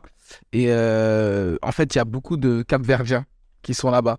Et tu passes, tu vois tout et n'importe quoi. Ouais. Les mecs, ils ont des singes sur l'épaule. L'autre, il a un serpent. Je te jure, hein, du genre... et on dit toujours c'est Kingston. Ouais. On a cette rue-là, on l'a baptisée Kingston, du genre. Et quand tu me dis qu'en gros, c'est vraiment... Enfin, ce que tu imagines ou ce qu'on en dit ou ce qu'on y vit, c'est réellement ça. Enfin, pas les serpents et les singes. Hein. Ouais, non. Ça, c'est un peu caricature. Mais en gros, c'est la vie, la vraie. Tu vois, ils sont là. C'est chaud. Donc, quand tu vis ça, effectivement, je pense que ça te donne une bonne raison d'être quelqu'un de réfléchi, etc. Et du coup, c'est cet effort-là qui t'a le plus marqué. Et c'est le fait qu'il y ait des personnes qui soient très connues et qui vivent avec beaucoup d'humilité. C'est ça qui t'a donné une leçon ou c'est un ensemble? Il y a ça, le fait que ce soit des personnes qui soient connues et respectées dans le monde de la dancehall et qu'effectivement, en fait, ils vivent avec rien. Parce que moi, j'avais pas... En fait, on n'a pas cette... Tu vois, par exemple, sur Instagram, tu vas voir des gens, ils ont là les followers. Ouais. Tu te dis, ah ouais, c'est pour lui... La CPR. Il pèse. Ouais. Il pèse. Mais en fait, non, ça n'a rien à voir. En fait, tu vois, même ce que tu es sur les réseaux sociaux et quand tu vis ta vie de tous les jours, ça n'a rien à voir. Donc, il y a vraiment ce côté-là qui m'a beaucoup marqué. Et moi aussi, il faut dire, hein, princesse, des fois, tu te plains de choses. Et quand tu dis, mais en fait, moi, je me plaignais de ça, alors qu'en fait, non. Et là, tu te dis, ah ouais, en fait, c'est chaud. Et en fait, quand tu reviens à ta vie, tu te dis, non, mais en fait, t'es plus reconnaissant, je pense. Ouais. T'es plus reconnaissant de ce que tu as. Et non, franchement, c'était une très, très bonne expérience. Stylé. Franchement, ouais, stylé. Très, très cool. On va passer à la suite. On va passer au jeu des dualités. C'est quoi ça, un jeu de dualité? On va te donner 2 concepts, 2 objets, 2 mots. Ok. D'accord. Il faudra que tu choisisses entre l'un ou l'autre. T'as pas le droit à des jokers. Tu dois dire forcément l'un ou l'autre. Ok. Ok. J'ai été un peu bâtard. Attends, juste avant, j'aurais voulu savoir quand tu écoutes des podcasts, est-ce que par exemple il y a des personnalités, des personnes, tu vas plus écouter que d'autres? C'est une petite question là que j'avais, là, je vais la glisser. Quand tu dis des personnes, Ouais, des personnalités qui vont être interviewées dans des podcasts ou ça va être des podcasts de manière générale.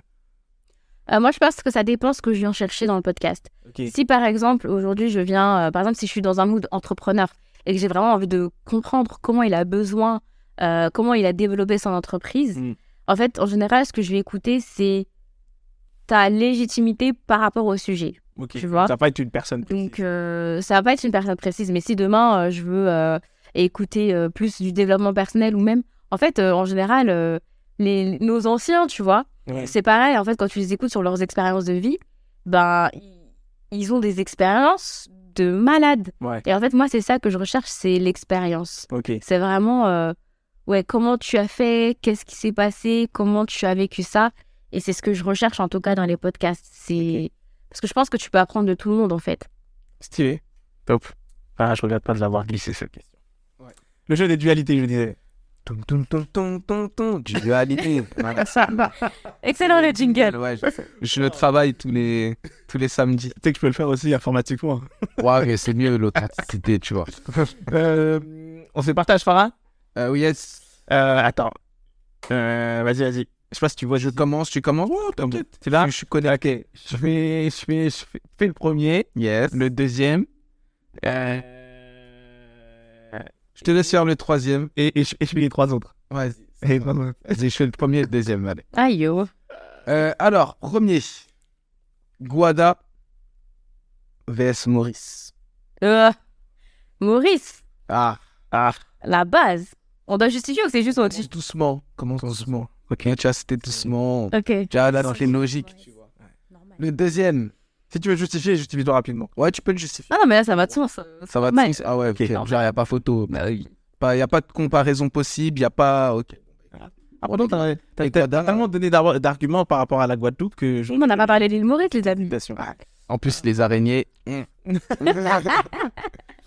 Bon, donc, du coup, deuxième dualité. Rougail poisson ou dol pourri? Oh, dol pourri.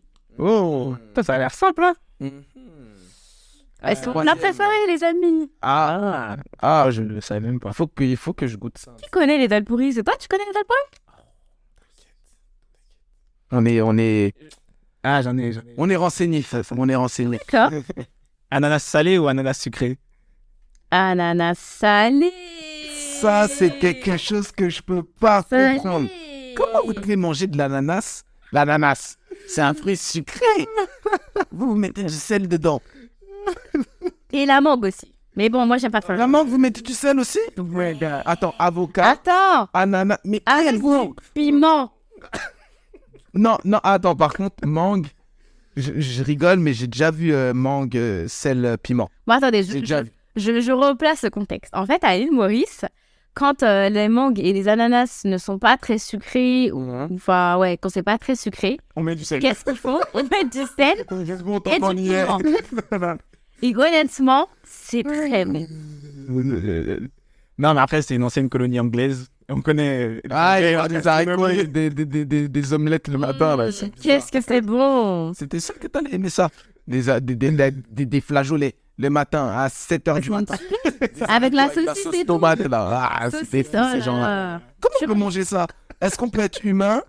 Comment Normal. c'est pas Quoi? Des haricots avec de la sauce rouge le matin comme ça? Ah ouais, Non. ouf. Avec une saucisse, du boudin des fois. J'avoue, j'ai essayé. Je comprends. Mais j'avoue, j'ai essayé quand j'avais fait un voyage à Malte. Et donc là-bas, c'est English breakfast, tu vois. C'est quoi ça? Non, mais regarde, t'as essayé. On Ouais. peut comprendre que tu essayes. Vas-y, on va pas se mentir, on est entre nous. Hein, les auditeurs, auditrices, Ouais. on est entre nous. Des fois, vas-y, t'as le poulet de la veille. Le matin, t'as un peu faim. Vas-y, il n'y a pas trop de petit déjeuner. Tu prends le poulet, tu manges, tu vois. Mais ça reste exceptionnel quand on était jeune, tu vois, des erreurs de jeunesse. Alors, Attends. moi je valide. Hein. Toi, moi, je peux manger du camembert le matin, j'ai pas de problème. Hein. Caprice des dieux et tout. Je vais partir de ce podcast. On continue. Nous, ça m'en a inspiré un. Avocat sucré vs ananas sucré. Non, salé. Attends, repose la question pour le coup. Waouh. Qu'est-ce que tu préfères? Je préfère. Non, c'est ça. Tu préfères avocat sucré, Ananas. ananas salé. Oh. Je pense que je suis plus sur l'ananas salé quand même. Hein. Ça, bien sûr. Mais l'ananas, vous mettez du piment, c'est la plus grosse horreur.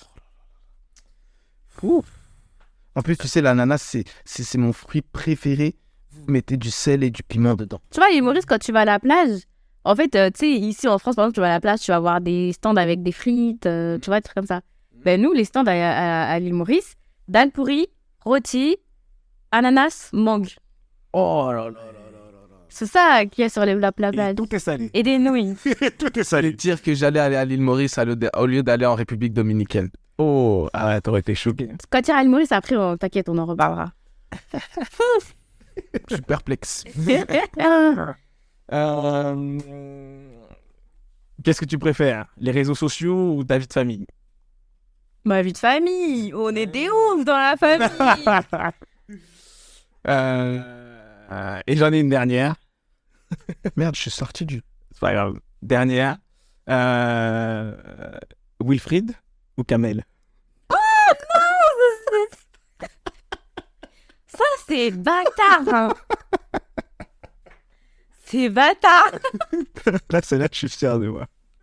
Bah après, choisis l'homme de ma vie, ça va être Wilfried, quand même. Mais Kamel, si tu écoutes ce podcast, sache que je t'aime beaucoup, beaucoup, beaucoup et que pour moi, tu es franchement, voilà, quoi, je n'ai même pas de mots pour décrire cette personnalité qui compte beaucoup pour moi. Extra. Je voulais te faire comparer Mavic Bright avec quelqu'un d'autre, mais tu vas pas donner d'éléments. Mais c'est qui Mavic Bright? Ah, Megan, peux-tu nous parler de Mavic Bright? Qui est Mavic C'est un Bright? chanteur ou chanteuse? Non, alors c'est une coach. Alors j'aime beaucoup cette coach. En fait, c'est une coach. Enfin, je l'ai découvert sur les réseaux sociaux personnellement. Il y a pas très longtemps. Enfin, peut-être 1 an ou 2, je sais pas. Et en fait, elle parle de tout, de vraiment de la vie de famille, de cette façon d'apprécier la vie au quotidien. Ok, d'accord. Des enfants, de son mariage, de elle-même. Et ouais, c'est quelque chose que j'aime beaucoup. Tu voulais une autre icône que j'aime bien? Ouais. Poupette. Non, je rigole. Non. Alors, je sais pas si vous regardez Dynasty. Dynasty. Ouais, tu m'as fait regarder, mais finalement, il n'y a rien d'entrepreneuriat dedans. C'est que des cancans, c'est que des... Mais tu rigoles, quoi? Dynasty. Parce que ça n'a pas accroché. Et en fait, il y a une... Espèce de un peu d'amour à refaire. Ah, ok, d'accord. Non, je connais pas. Bon, bref. Dynasty, tu connais pas Dynasty? En fait, il y a un ancien Dynasty et un nouveau Dynasty. Et en fait, il y a une femme dedans qui s'appelle Fallon. Alors, en termes d'émotions, c'est une catastrophe. Elle gère archi mal ses émotions. Ouais. Mais en fait, en termes de posture, en fait, elle a réussi à créer un empire, une sorte de média pour les femmes. Et en fait, c'est quelqu'un qui se bat et pour elle-même. Elle fera toujours passer sa famille avant, son mariage, enfin, tout ce qui compte pour elle. Mais par contre, si tu touches à quelqu'un ou à quelque chose auquel elle tient, mais elle peut faire de ta vie un enfer. Oh là, bizarre cette dame. Et franchement, en termes de posture et d'attitude, j'aime bien. Des fois, elle va trop loin. C'est pas sur BT, là? Je regarde pas la télé, c'est sur Netflix, mais... Non, je connais pas du tout. Mais ouais, c'est une attitude, une posture, en tout cas, certains traits de caractère qu'elle a, j'aime bien. Ok. Ok. Bon, après, entre Mavic Bright et Fallon, le choix, il est évident, non? Bah, je pense que je faisais Fallon. Oh. C'est la fin de ce podcast. Comme message à McBride.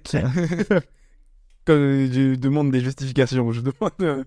Après, bon, ça reste quand même un personnage fictif, hein. Peut-être qu'en vrai, ça existe, je sais pas. Ouais, je pense que ça existe. Mais en fait, je pense que... Enfin, pourquoi? En termes de réussite, en termes de ce qu'elle dégage, c'est quoi? Ouais, c'est en termes de... En fait, les deux sont pour moi inspirantes. Après, je pense que Mavic, là où je me reconnais pas encore, c'est qu'elle a déjà construit sa vie. Elle est déjà... En fait, elle a percé en ayant déjà ses enfants, en étant déjà mariée, Ok. en ayant déjà fait son bout de chemin, tu vois. Ok. Et aujourd'hui, je pense qu'elle a peut-être 40 ans passés. Donc, en fait, elle a vraiment un recul sur la vie que peut-être que moi, je n'ai pas encore, Ok. tu vois. Ok.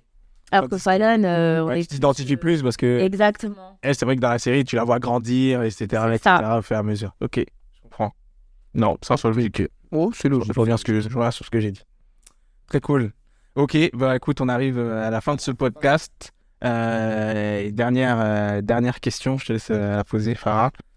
Écoute, la dernière question. Avant-dernière, attends pour moi. Avant-dernière question, si je la retrouve, parce que je la retrouve pas. Mais je vais lire sur l'ordinateur. Essaye de poser la question. Laissez-moi poser la question parce que je vois rien. Extraordinaire. Bon, dernière question, on parle toujours du futur. Donc, toi, quelles sont un peu tes ambitions, tes projets à venir? Qu'est-ce qui est en préparation? Qu'est-ce qui est dans le four? Comme on dit à Ivry Courcouronne. Que je peux déclarer. Là, moi, aujourd'hui, clairement, j'ai pris un gros virage, clairement, dans ma vie là, actuellement. Je pense que la vie de l'entrepreneur, c'est comme ça. Hein. Ouais. Tu fais, tu construis, tu déconstruis, alors que tu n'avais pas prévu. Ce matin, tu t'es levé, tu avais le super truc, et puis 1 heure après, on te il y a un facteur qui fait que tu dois tout changer. Enfin, ce facteur, il s'appelle des fois expert comptable. Ça dépend pour qui. Voilà. Mais moi, là, aujourd'hui, clairement, je pense que aujourd'hui, je me sens vraiment prête pour voler de mes propres ailes. Maintenant, moi, je prends en compte aujourd'hui, je prends 2 virages, on va dire, où je suis vraiment prête. De toute façon, je pense que c'est aussi l'âge qui fait que là, je construis en même temps ma voie professionnelle et ma vie privée en même temps parce que c'est super important. Il y a quelques mois, je me suis posé une question et j'ai posé la question à un gars que j'ai rencontré à Dubaï. Alors, je pense qu'il est milliardaire. J'ai pas osé poser la question. Et je lui ai dit, moi, écoute, là, moi, mon parcours, j'en suis à là aujourd'hui. J'entreprends, j'ai de l'expérience, je sais gagner de l'argent, j'ai tout pour réussir. J'ai tout. Mais je sais pas quoi faire. Là, toi, aujourd'hui, avec ton expérience que tu fais, donne-moi un conseil. Parce que je fais toujours ça avec les gens. Alors que lui, il a une vie, mais de ouf. Il a une vie de ouf. Et je pose la question, je dis, écoute, moi, j'ai envie d'entreprendre, j'ai envie de faire ça, j'ai telle valeur, je veux changer les choses et tout. Et là, il me dit, écoute, Mégane, si je peux te donner un conseil, maman, tu le prends ou tu le prends pas. Il m'a dit, là, il me dit, t'as quel âge? T'as 29 ans. Ce que tu dois faire, à mon sens, c'est que là, tu as tout pour toi. En plus de ça, il me dit, ouais, faut pas croire, si t'es une femme, tu peux pas réussir. Il m'a dit, au contraire, parce qu'en fait, quand t'es une femme, on va sous-estimer. Donc, c'est là où tu dois en profiter pour entuber tout le monde. Et il m'a dit, en fait, tu seras sous-estimée. Donc, en fait, il m'a dit, moi, si j'avais été une femme, je serais allée beaucoup plus loin que ce que j'ai aujourd'hui. Et il m'a dit, là, aujourd'hui, t'es une femme, fais les choses. Au contraire, on va te sous-estimer, profites-en, fais ce que t'as à faire. Et à côté de ça, trouve quelqu'un avec qui tu peux construire ta vie. Il a dit, c'est maintenant que tu dois construire et tu dois faire les deux en parallèle. Il me dit, les gens ils vont te dire que c'est pas possible. Perso plus. Tu peux le faire. Il a dit, tu dois le faire et tu peux le faire et tu dois le faire. Il dit, maintenant, tu prends le conseil ou pas. Mais là, tu dois trouver ton partenaire de vie et construire les deux. J'ai dit, OK. Donc, me voici aujourd'hui. Donc, qu'est-ce que j'ai là dans le four? En fait, je me suis vraiment recentrée. Je me suis dit, mais en fait, faut que tu fasses quelque chose qui t'anime parce que quand tu fais des choses qui t'animent pas, au bout d'un moment, t'es fatigué. T'es archi fatigué. Et moi, je reviens à l'essentiel, hein, c'est l'événementiel. Donc, j'ai toujours aimé la communication, l'événementiel, tout ce qui est conférences, organisation d'événements, inspiration. Je reste dedans. C'est pour ça que je fais aujourd'hui du personal branding, tout ce qui est posture, travailler son image, sa prise de parole en public. Mais enfin, voilà, tout ce qui tourne autour de l'événementiel. Et c'est mon truc. Et voilà. Tu sais que c'est cette Mégane-là, j'avais demandé de rejoindre sur Toltec. Elle m'a mis combien? 3 bâches. Ouais. Je suis au courant. J'attendais de la voir en vrai. Non, j'avais un peu oublié. Je me souviens, maintenant que t'en parles. Je t'avais parlé rapidement, vite fait. Il y en a une là, il faut vraiment que j'arrive. Ouais. Elle m'a mis 3 bâches. Donc on te refait le nom. Non, mais du coup, je trouve ça super bien d'avoir la force, la présence d'esprit et l'intelligence de choisir les moments, en fait. Ouais. Dans le sens où tu t'es assise et tu t'es dit, seul, qu'est-ce que je vais faire? C'est pas tout le monde qui le fait, hein. Bien sûr que non. Oui, Pour s'asseoir et se dire, putain, attends, là, je suis en train de faire ci, je suis en train de faire ça, mais ça va pas, il faut que je fasse ci. Bon, on m'a donné tel conseil, je le prends ou je le prends pas. Et toute cette réflexion-là jusqu'à l'action, il faut se lever. En vrai, l'envers du décor, c'est que tu deviens fou, tu pleures, tu sais pas pourquoi. C'est clair. Bien sûr. Mais c'est ça. Faut dire l'envers du décor, c'est pas ça. C'est... Qui prend, c'est Winfried. Parce que lui, il va rien demander à Il personne. a débarqué à Dubaï. Non, mais franchement, il faut avoir. Selon moi, c'est quand même une force de caractère assez intéressante de faire ça. Tous ceux qui arrivent à le faire, franchement, chapeau à eux parce que C'est pas savoir facile. prendre. Faut avoir le courage de se remettre en question. C'est clair. C'est le déclic. Alors quoi, le remettre en question, une fois que tu as eu ce courage-là, c'est de décortiquer, de dire et être honnête et objectif envers toi-même. Ça, quand je l'ai fait, est-ce que c'est vraiment ce qu'il fallait faire? Ça, C'est ça. et ça, et ça, et ça. Et après, en tirer des leçons. Ok, je suis nul sur tout ça, je suis très bon sur là-dessus. Qu'est-ce que je veux faire? Est-ce que je veux renforcer mes points forts ou est-ce que je veux développer mes points faibles? Et après, Je reviens à Il y a pas de l'essentiel. bonne- Moi, je pense pas de que, bonne voilà. En tout cas, pour moi, ça a été c'est revenir à l'essentiel et de faire des choses en fait qui te demandent pas, ça te demande pas d'énergie c'est pas chronophage, vous voyez. Donc ouais, non, franchement, voilà ce qu'il y a dans le four. Donc, événementiel, influence, inspiration, personnelle, Ça, bref. c'est sur le côté pro. Est-ce que tu veux parler de tes projets perso ou non? Moi, mes projets perso, je vous cache pas, là, je suis en grosse réflexion. Je rigole, hein. Non, là, je sais que moi, avant mes 30 ans, j'ai ma to-do. Et ma to-do, c'est vraiment, j'ai envie de changer de physique. Enfin, quand je dis changer de physique, bon, tous ceux qui me connaissent, le sport, c'est pas trop mon truc. Mais après, voilà, je suis consciente qu'il faut quand même le faire parce que, tu sais, quand les vieux, là, ils me disent, ouais, mon corps, il est plus comme avant et tout, là. En vrai, c'est vrai, je crois. Je crois que c'est beau aussi. Et je me dis, je pense qu'il faut faire du sport parce que là, ça va au-delà de ce qu'on aime ou ce qu'on n'aime pas. Donc, il faut faire du sport. Mais en plus de ça, voilà, j'ai envie de changer de cheveux, j'ai envie de me percer, j'ai envie de faire les trucs. Donc, ouais, après, côté perso, oui, moi, clairement, aujourd'hui, je pense que je suis axée voilà, sur le développement de mon couple. C'est important aussi. Et voilà, l'horloge biologique, elle tourne aussi. Ouais. Donc, voilà, je pense que oui, là, pour aller les 5 prochaines années... faut construire aussi de ce côté-là. Tu es un tournicota. Exactement. Dernière question pour conclure. C'est une idée que j'ai eue. Je me suis dit, on va faire un... Ça, je t'en parle, Farah, je n'arrive même pas à parler. Ouais, tu as ma position. Ça, c'est l'authenticité du podcast. C'est clair. J'avais envie de faire minimum 2 épisodes avec chacun des invités. Et faire en sorte qu'ils s'engagent sur un objectif. Voilà, tu t'engages, c'est vraiment entre toi et toi. Tu t'engages sur un objectif, sur une certaine durée, la durée que tu veux. Et une fois la durée passée, on te réinvite sur le podcast. On refait une session, on parle, ça aura évolué, on échange. Et ensuite, qu'on reparle de cet objectif. Si tu l'as atteint ou non. Si tu l'as atteint, pourquoi. Si tu l'as pas atteint, pourquoi. Les leçons que tu en as apprises, tout ça. Et voir ton développement et ton avancée à date. Tu vois. T'es OP? Quelle question. J'aime. Tu te défies un Capricorne? Je défie un Capricorne, exactement. Donc, quel objectif tu souhaiterais te fixer? Quel engagement tu es prêt à prendre avec nous et te dire, voilà, je fais ça à telle date. Et ensuite, nous, on t'invite à cette date-là pour voir si tu as atteint l'objectif ou non. Ouais, il faut qu'il soit mesurable. Oui. Faut qu'il soit smart, comme on dit. Faut qu'il soit mesurable. Dans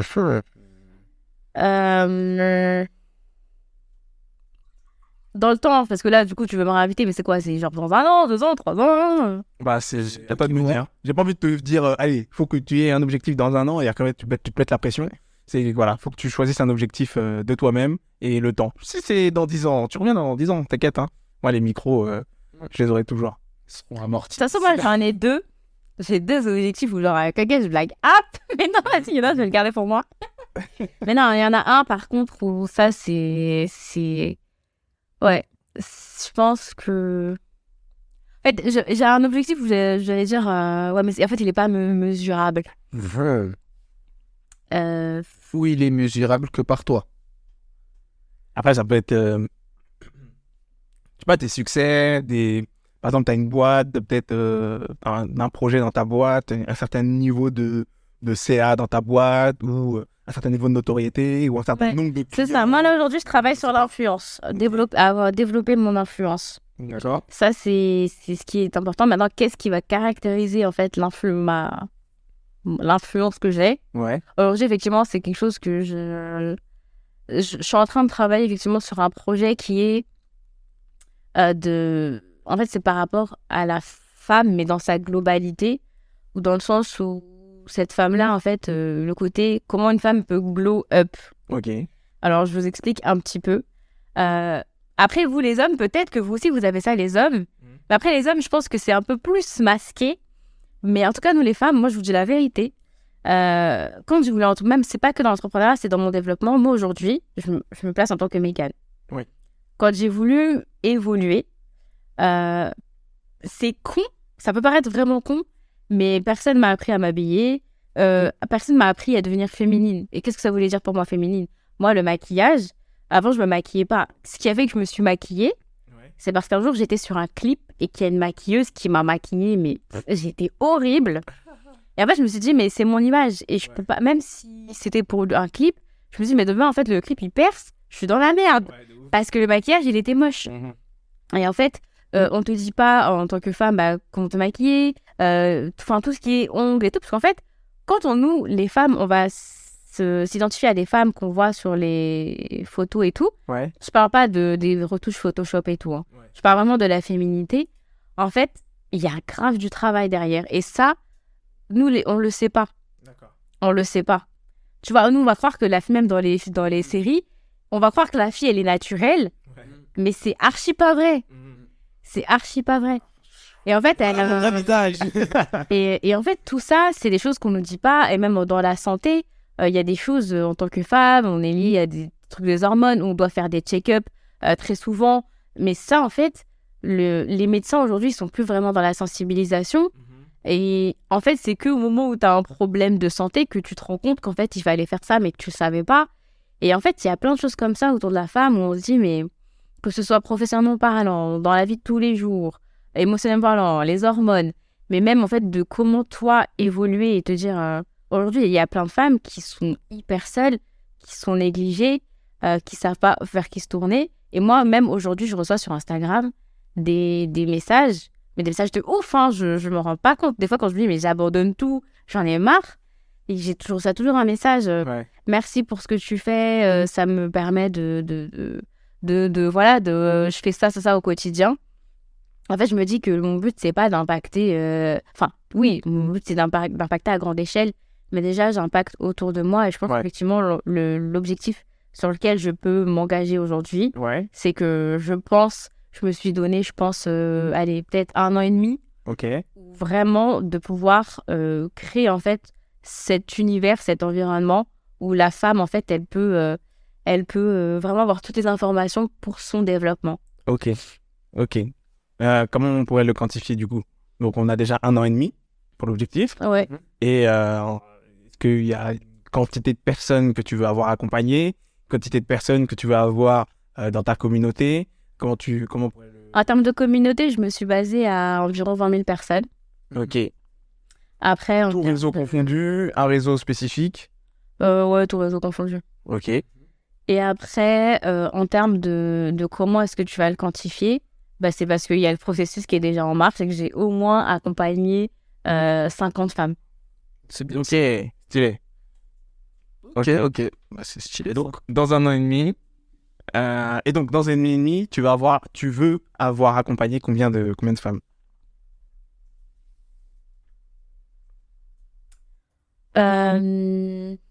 C'est vrai que j'ai pas... Aujourd'hui, c'est tôt. C'est fait pour me faire ça. Mais là, aujourd'hui... En fait, j'en ai déjà accompagné pas mal aujourd'hui. Donc, c'est vrai que... Même là, je t'ai dit 50, mais c'est vrai qu'en vrai, aujourd'hui, j'en ai accompagné beaucoup. Ouais. Moi, je pense que... Non, je peux pas te... Ouais. Vas-y, je te donne un chiffre? Oui. Je veux des chiffres. Si je repars de zéro, parce qu'en vrai, je repars pas de zéro. J'avoue que je repars pas de zéro. Donc, je peux pas dire 50 en vrai. Mais si là, je pars de 0 à aujourd'hui, je pense que... Non, de 0 à 1 an et demi. De maintenant à 1 an. Ouais, jusqu'à 1 an et demi. Ouais, ok. Je pense que je peux au moins accompagner minimum 100 femmes. Ok. Parce que les 50, tu les as fait en combien de temps? Franchement, quand j'ai commencé à développer mon influence, je pense que je pense qu'en même 2 ans, hein. Ok, donc tu as fait 50 personnes en 2 ans, et donc là, tu veux faire 100 personnes en 1 an et demi. Ouais. J'avais pas l'expérience que j'ai maintenant. Ok. Ah, mais justement, j'aime bien. Non, je pensais que je voulais vérifier la courbe de progression. Très cool. Mais écoutez, les amis, l'engagement est pris. Les gens, ils vont écouter, hein. Les gens, ils vont te suivre. Les gens, ils vont voir si tu tiens. Donc, on se donne rendez-vous dans 1 an et demi. Donc, ça donnera 2024, courant, peut-être septembre par là. Ouais. On fera le 2e épisode. On va checker tout ça. En tout cas, on continue à te suivre. Est-ce que tu as quelque chose à ajouter, un mot de fin? Est-ce que tu as une question que tu aurais aimé qu'on te pose? Moi, ce que je voulais ajouter, c'est en fait, bravo pour votre podcast parce que c'est bien de donner la parole aux gens. Et vous êtes drôle aussi. Vous êtes drôle. On essaye. Arrête. Donc non, en tout cas, j'ai passé un super moment. Bah, merci encore. Et je pense que non, vous m'avez posé des super questions. Au départ, j'avais un peu peur. J'avoue, je vous faisais pas trop confiance. T'inquiète, on maîtrise. Mais Dernière question, dualité RTL ou le meeting? Mais écoutez, j'ai plus rigolé sur le meeting. Ah, J'ai passé un très bon moment. RTL, faut faire attention à tes fesses. exactement, on n'a pas d'argent encore, mais...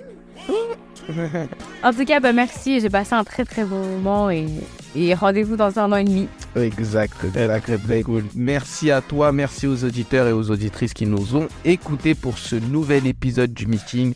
Restez branchés et comme dirait Mathieu, see you. See you. T'as vu mon accent?